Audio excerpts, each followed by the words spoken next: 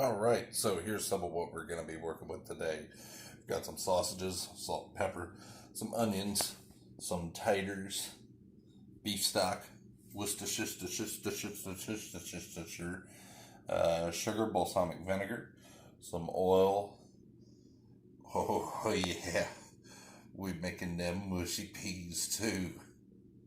So if you're having some trouble deducing here, today is bangers and mash with the all-important onion gravy, which we'll get down to, and again, mushy peas!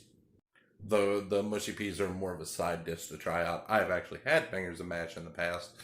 Is this the right sausage to use? Probably largely up for debate. Is it the best one that I can find currently, given the circumstances and what's available at the markets? Yes. So we're going to run with that, and some of you are going to be okay with that, and some of you are just going to have to get the fuck over that. Either way, I think the dish is going to turn out just fine, and the peas on the side, well, that's the trial by fire. We'll see what that's all about. But here we go. We'll get this rolling, and what way better without a fucking montage.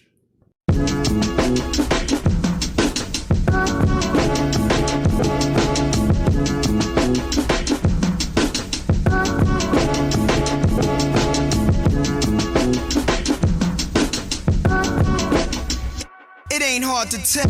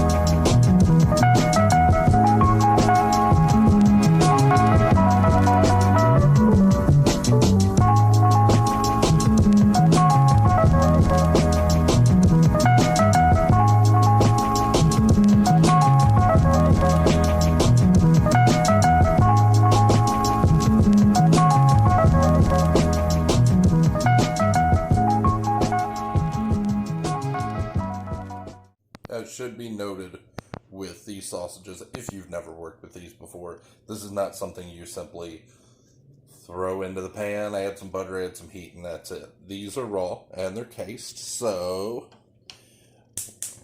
we'll get those going on high. We're going to run them to a boil, and when they get there, cover them with your lid and let them puppies sit for about 20 minutes, and they'll be good to go.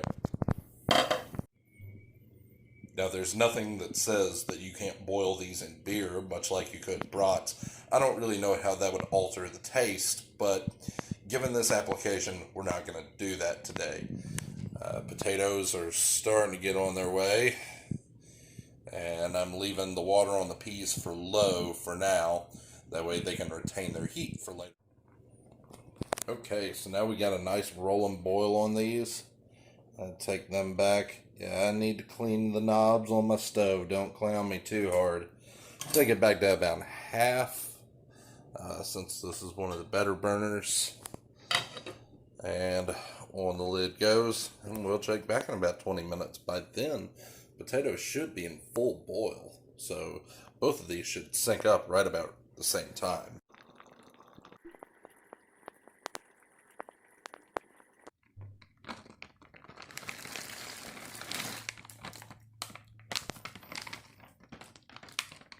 Okay, so potatoes are done, sausage is done, and you go ahead and drain your water off your sausages. Keep those in the pan.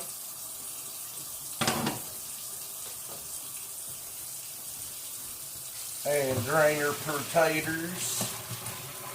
Try not to splash yourself with boiling water. First, all the way up to 3rd-degree burns. Never fun. The peas have a nice rolling boil to them. So I'm going to go ahead and cut all those all the way back to low. Tiniest amount of heat on them. just to retain warmth. As you can see, the potatoes are totally ready for the mashing. And some people like using mixers and blenders. I like using the acoustic masher. And we're going to add a little bit of milk, about a half cup of butter, and probably closer to a cup of sour cream. That way we have a nice, smooth, consistent batch of mashed potatoes. Some people are staunch traditionalists, such as I. I like leaving the skin on my potatoes. There's more nutrients. I like a little bit of that inconsistency. Even with the lumpy mashed potatoes, I think it's perfect. Some people just fucking gag at the thought of that alone. And when it comes to actually eating it, well, you know, we don't have to talk about that. But for this dish, I decided I wanted a much smoother consistency. I think it would lend more towards the positivity of the presentation, especially with the gravy on the top. So that's what I'm running with this time. An invaluable and often overlooked step in this process is going around the edges and the bottom with a rubber spatula just to make sure everything is actually being evenly mixed up. Now keep in mind, at the beginning I said a half cup of butter, a half cup of milk, and a half cup of sour cream. That's a good foundation to work with. There's nothing that says that that's an adequate amount, or you can use more. It's all a matter of what consistency you're trying to achieve and how much flavor you really want to jump out. In this case, I ended up about doubling that recipe, save for the milk, but at least a good cup of butter. It's margarine, but whatever, and a good cup of sour cream. And I put in a good fat tablespoon of kosher salt. Let's give her a try. See what we're up to.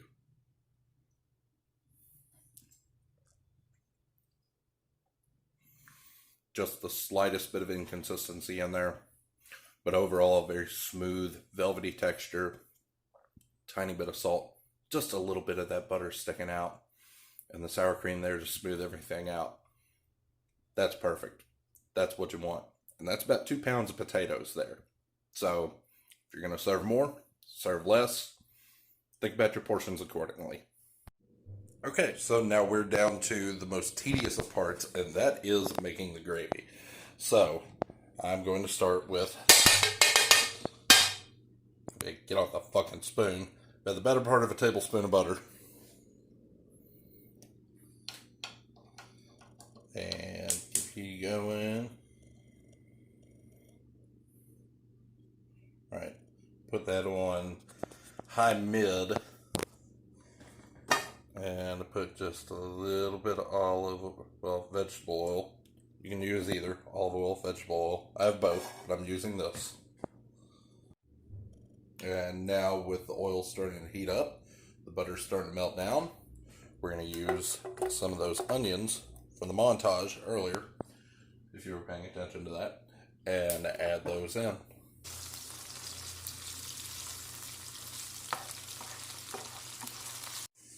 Now keep in mind, you're not trying to saute these onions.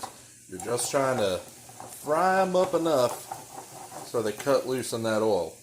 And at this point, they've lost enough of their elasticity. You can add in some of the beef base.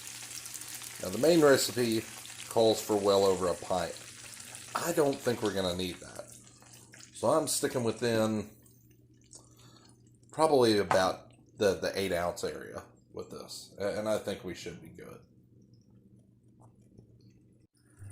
I'm going to add just a very, very small amount, about a tablespoon of balsamic, a few good shakes of Worcestershire, and one of the stranger items it calls for, about a teaspoon of sugar. Put that in there. A quick edit, seeing as how fast this is evaporating, you probably want to disregard the last note, and even my own foul up of using only 8 ounces of the beef stock. You want to go ahead and use a full pint, a whole 16 ounces. And now with this going with a decent amount of heat and a good roll to it, we'll start adding in flour, little by little. I would love to give you the close-up, but I'm in a race against time now. And I don't want lumpy gravy. Alright, so now with our brown gravy done in the back, all that's really left to do is heat the sausages up and brown them. We've already got a nice coloration to them. Get the heat back to them. And now we're going to drain the peas.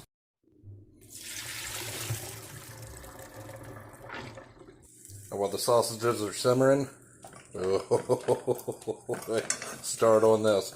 And all this really calls for is some fresh squeezed lemon juice. So I'll cut a couple of slices and put that in there. Salt and pepper. And that's literally it. Sausages are working and frying up nice. And I'm working on the peas. I'm going to add a little bit of butter and a little bit of sour cream since I don't have heavy cream. That should make the difference. Outside of that, it's just a little bit of squeeze of lemon and salt and pepper, and that is it.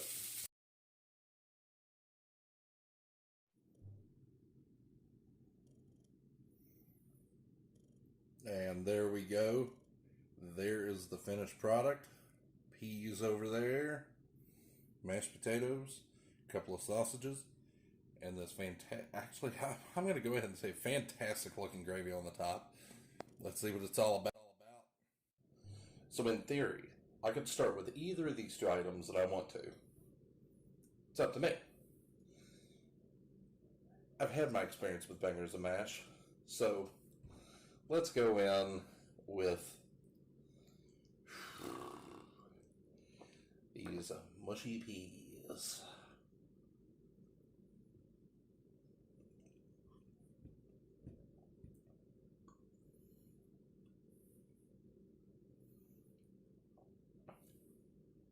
I mean, it kind of tastes like I thought. I think it's kind of on par with the beans on toast. And uneventful. Not terrible, but not too far off from trash. So, Exhibit 2. We already sampled the mashed potatoes. I was happy with the way those came out. Let's try just a little bit of it with the gravy.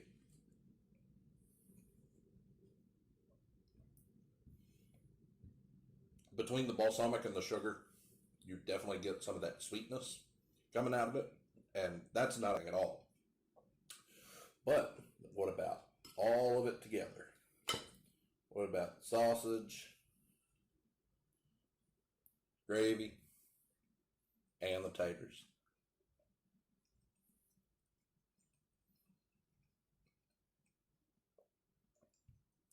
That's pretty goddamn good. That's pretty tasty. I'm going to go ahead and say that this plate is officially going to get cleaned off. Now, the beans and toast plate got cleaned off too, but I was hungry, I was tired, and, you know, why waste food? But this is actually pretty fucking awesome.